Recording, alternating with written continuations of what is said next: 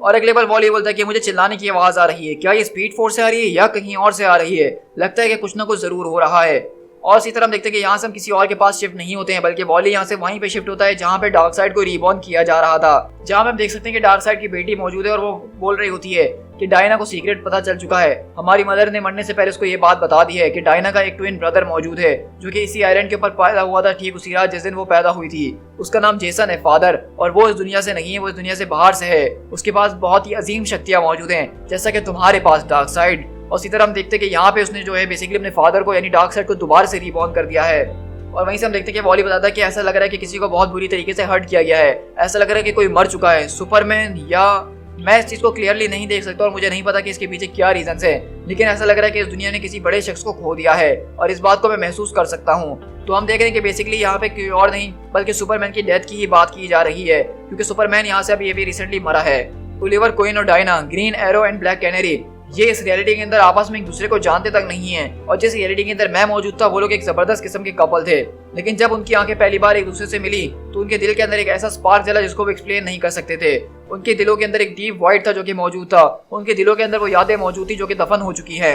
ये सारी की सारी स्ट्रेंज फीलिंग उनको महसूस हो रही थी और इस वजह से वो पूरी की पूरी रात जागते रहे और सोचते रहे कि आखिरकार उन्होंने ऐसा क्या खोया जिसको वो समझ नहीं पा रहे हैं। और इसी तरह हम देखते हैं कि यहाँ से हम बेसिकली क्लार्क वाइट के पास शिफ्ट होते हैं, जहाँ पे वो एक मोटेल के अंदर रुका हुआ होता है और वो कहता है, और वहीं से लोइस लेन कहती है कि सुपरमैन की डेथ को पूरी की पूरी न्यूज़ के अंदर दिखाया जा रहा है। मुझे लगता है कि जॉन को हमें ये चीज़ नहीं दिखानी चाहिए, क्लार्क वो बहुत सारे सवाल मुझसे पूछ रहा है। तो वहीं से क्लार्क वाइट बोलता है सबके पास ही सवाल मौजूद हैं लोइस, हमारे पास जब से सवाल मौजूद है, जब से हम उस पैरेलल वर्ल्ड से आए हैं जहाँ से हम बिलोंग करते हैं।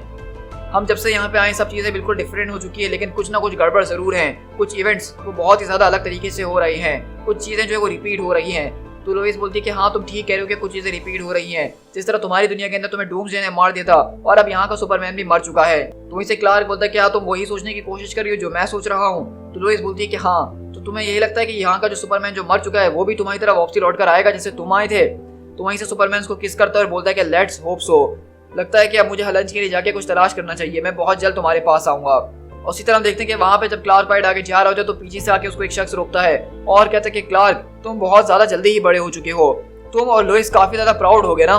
तो वहीं से क्लार्क बोलता है कि आखिरकार अब तुम कौन हो। तो वहीं से वो शख्स कहता है कि मैं कौन हूँ ये बात मैटर नहीं करती है, एटलीस्ट अभी के लिए, for now you can call me mister ओज। और आखिरकार मैं क्या चीज हूँ ये एक कम्प्लीटली डिफरेंट स्टोरी है। फ्रेंड या एनिमी ये इतना ज़्यादा सिंपल नहीं है तुम्हारे लिए कंसिडर करना, क्योंकि हम एक बहुत ही ज़्यादा लंबे गेम के अंदर मौजूद हैं। तो इसे क्लार्क बोलता है कि आखिरकार तुम्हें चाहिए क्या जो तुम मेरे पास आए हो।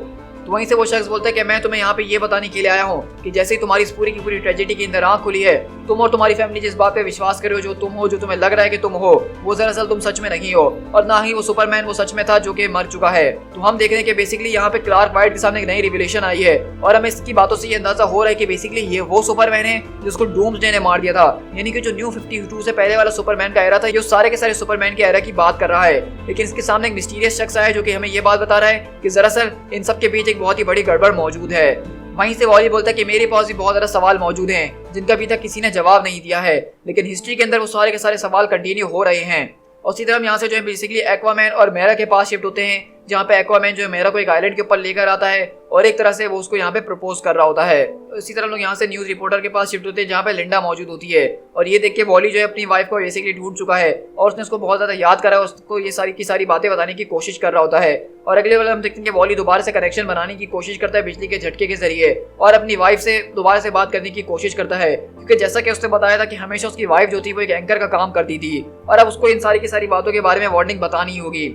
और अगले पल हम देखते हैं कि वहाँ पे लिंडा के सामने एक जोरदार बिजली गिरती है और वो दूर उड़ के जाती है, और वहीं पे अगले पल हम देखते हैं कि वॉली सामने आता और कहता है कि लिंडा मैं वापसी लौट कर आ चुका हूँ, ये मैं हूँ लिंडा, मुझे पहचानने की कोशिश करो, इट्स वॉली, मेरा हाथ पकड़ो, मुझे वापसी घर ले आओ। लेकिन हम देखते हैं कि वहाँ पे लिंडा उसकी तरफ देखती है और कहती है कि तुम तो वहीं से वॉली बोलता है कि हाँ मैं वही हूँ जो तुमसे बहुत ज्यादा प्यार करता हूँ, क्या तुम्हें वो सब कुछ याद आ रहा है कि हम पहली बार कैसे मिले थे, वो लोग तुम्हारी आंखों के अंदर मैं कभी भूल नहीं सकता हूँ, वो सवाल जो तुम्हारी जबान के ऊपर थे मैं हमेशा उनको याद करते रहता हूँ। उस वक्त हम दोनों के पास अल्फाज नहीं थे जब हम पहली बार मिले थे, लेकिन मुझे अभी भी याद है कि मैं क्या कहने की कोशिश कर रहा था। हमने एक दूसरे की मदद करी थी और इस तरह से हम दोबारा एक दूसरे की मदद करेंगे, हम दोनों मिलकर जो है सबकी मदद करेंगे, लेकिन इस सब की शुरुआत हमसे होती है लिंडा, तुमसे और मुझसे, फॉर एवर।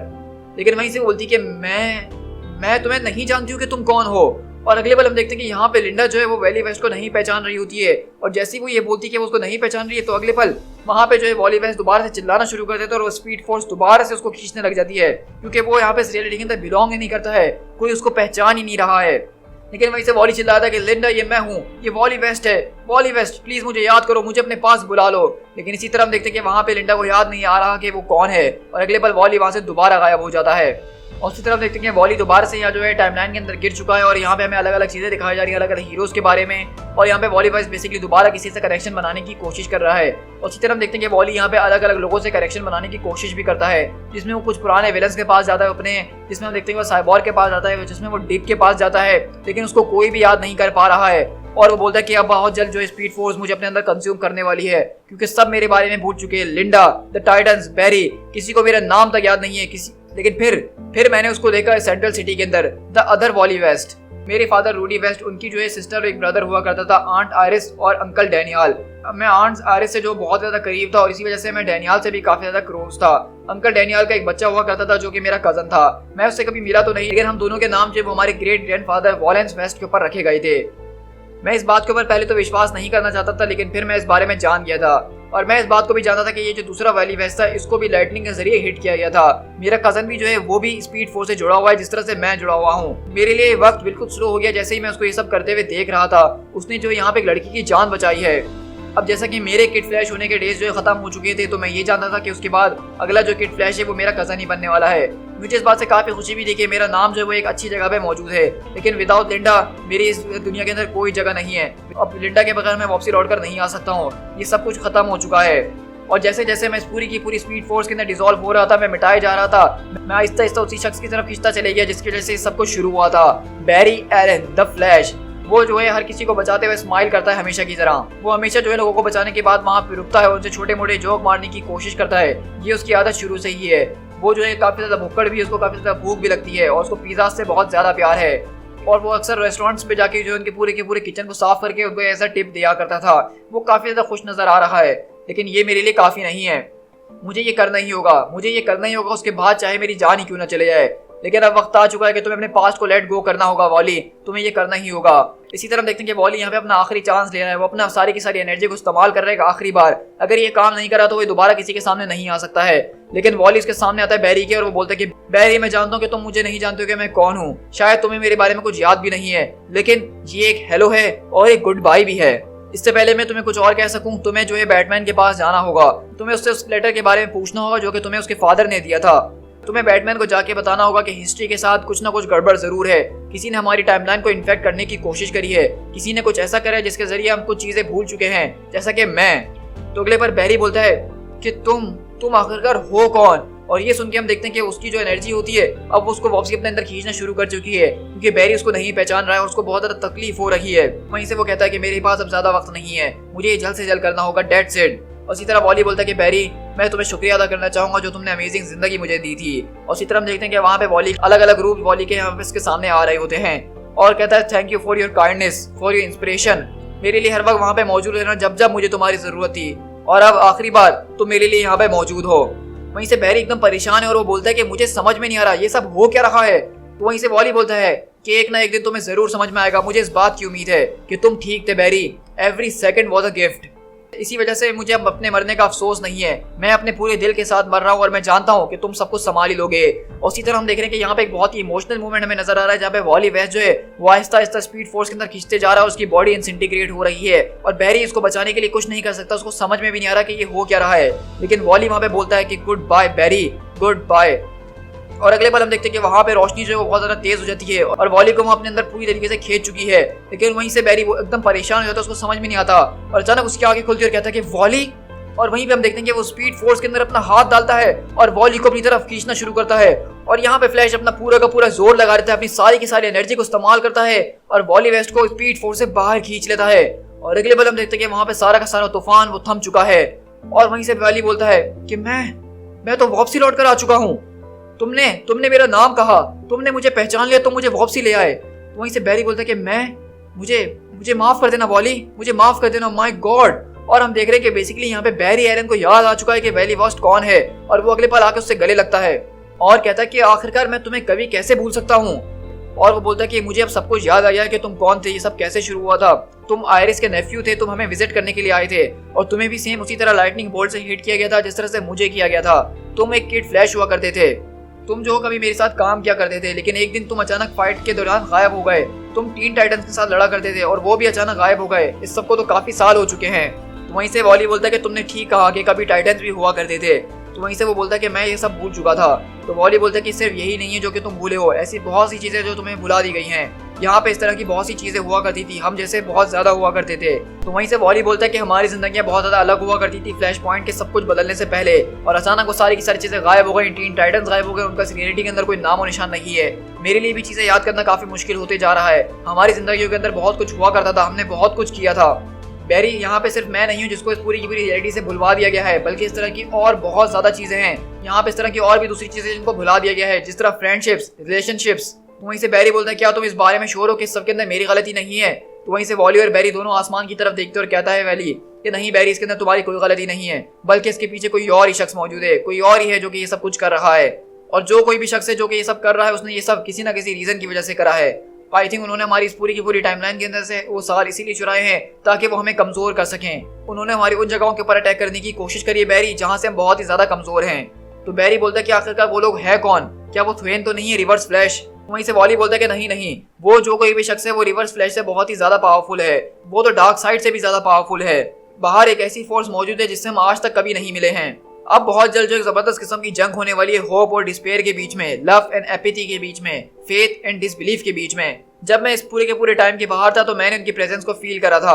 मैंने देखने की कोशिश करी थी कि वो शख्स कौन है, लेकिन मैं देख नहीं सका। लेकिन मैं इतना जरूर जानता हूँ कि वो लोग बाहर कहीं मौजूद हैं और वो लोग जो है दोबारा हमारे ऊपर अटैक करने का इंतजार कर रहे हैं फॉर सम रीजन। मैं इस बात को फील कर सकता हूँ। लेकिन इवन नाउ बैरी, मैं इस बात को जानता हूँ कि वो लोग कहीं ना कहीं से हम सबको जो है देख रहे हैं। और इसी तरह जैसे जैसे ये मैं एपिलॉग सुनाया जा रहा होता है तो हम बैट केव के अंदर मौजूद होते हैं, जहाँ पे बैटमैन जो अपनी केव के अंदर उस लेटर को देख ही रहा होता है, लेकिन अचानक उसको बैट केव के अंदर किसी चीज की हलचल महसूस होती है।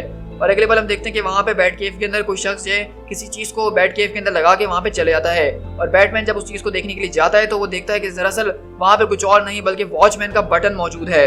इसी तरह हमारी कहानी का एपिलॉग हमें दिखाया जा रहा होता है, जहाँ पे हम बेसिकली इस हमारी अर्थ से बाहर निकल के सोलर सिस्टम के अंदर जाते हैं और सोलर सिस्टम से निकल के प्लेनेट मार्स के ऊपर जाते हैं। और हम देखते हैं कि प्लेनेट मार्स के ऊपर जब फोकस किया जाता है तो वहाँ पे एक घड़ी मौजूद है, और ये वही घड़ी है जिसके ऊपर लिखा हुआ है कि every second is a gift. और अगले पर हम देखते हैं कि उस पूरे के पूरे घड़ी के पीसीस हो जाते हैं, उसका एक एक पुर्जा अलग हो चुका होता है, और हम देखते हैं कि उसकी छोटी छोटी गरारियां उसके ऊपर डट लगी हुई होती है। तो हम देखते हैं कि वहीं से एक आदमी बोलता है क्या ये सब कुछ करके मैंने ठीक करा, तुम्हें क्या लगता है कि ये सारी चीजें आखिर में काम कर जाएंगी। तो वहीं से हम देखते हैं कि हमें एक और आवाज आती है जो कि ब्लू कलर के डायलॉग बॉक्स के अंदर है, और वो कहता है कि इन दी एंड अंत के अंदर कुछ खत्म नहीं होता है एड्रियन, नथिंग एवर एंड्स। और इसी तरह हम देखते हैं कि बेसिकली हमें जो है उस घड़ी के ऊपर फोकस किया जा रहा होता है, अचानक वो घड़ी जो है वो येलो और ब्लैक के अंदर ट्रांसफॉर्म हो जाती है। और हम इस बात को बहुत अच्छे तरीके से जानते हैं कि ये घड़ी किसी और की नहीं बल्कि वॉचमैन में डॉक्टर मैनहट्टन की है। और वहीं हमारे पास नीचे लिखा हुआ है the clock is ticking across the DC universe, the end.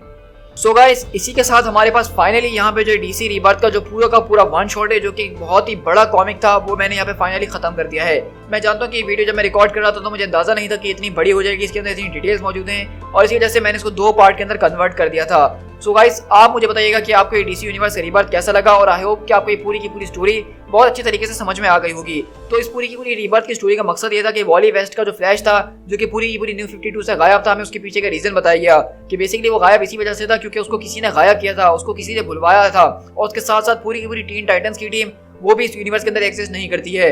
यहाँ पे ग्रीन एरो और ब्लैक कैनरी का रिलेशन वो इस यूनिवर्स के अंदर एग्जिस्ट नहीं करता है। और इस तरह की बहुत सारी छोटी छोटी डिटेल्स हैं जो कि इस यूनिवर्स के अंदर एग्जिस्ट नहीं करती हैं। यहाँ पे एक सुपरमैन की मिस्ट्री को हमने देखा कि किस तरह से पिछली यूनिवर्स का सुपरमैन इस यूनिवर्स के अंदर आ चुका है, लेकिन उसके पीछे भी अभी एक और मिस्ट्री बाकी है जो कि आगे जाके सॉल्व होने वाली है। तो ये सारी जो छोटी छोटी स्टोरीज हमने रीबर्थ के अंदर देखी वो आगे जाके कंटिन्यू होंगी, और उसको एक एक करके हम अपने चैनल के ऊपर शेयर करते रहेंगे। सो गाइस, आई होप कि आपको ये वीडियो बहुत ज्यादा पसंद आई होगी और आपको डीसी रीबर्थ भी काफी ज्यादा अच्छा लगा होगा। तो मैं चाहता हूँ कि आप मुझे कमेंट करके जरूर बताइएगा कि आपको ये वीडियो कैसी लगी है। इस वीडियो को बनाने में काफी ज्यादा मेहनत लगी है और आपको मैंने बहुत अच्छी तरीके से एक्सप्लेन करी है, तो इसलिए चैनल को सब्सक्राइब करना तो बनता ही है, क्योंकि चैनल को अभी तक सब्सक्राइब नहीं करा है तो फौरन से सब्सक्राइब करो, बेल आइकन दबाओ ताकि इस तरह के ऑसम डीसी कॉमिक्स चैनल के ऊपर एंजॉय कर सको। अब इसके बाद जो है हम हर संडे डीसी कॉमिक्स की रीबर्थ के आगे की स्टोरी को कंटिन्यू करेंगे, और जिस जिस तरह से हमारे पास स्टोरीज आते रहेंगे मैं आपके साथ शेयर करते रहूंगा। और इसी तरह जो सारी की सारी मिस्ट्री हमारे पास आई हुई है डॉक्टर मैनहट्टन की, डूम्सडे क्लॉक की, ये सारी की सारी चीज़ों को मैं फ्यूचर में अपने चैनल पे कवर करूंगा। तो इसलिए अगर आप हर संडे डीसी कॉमिक्स को फॉलो करते रहेंगे तो आपको पता चलता रहेगा कि अब आगे क्या होने वाला है।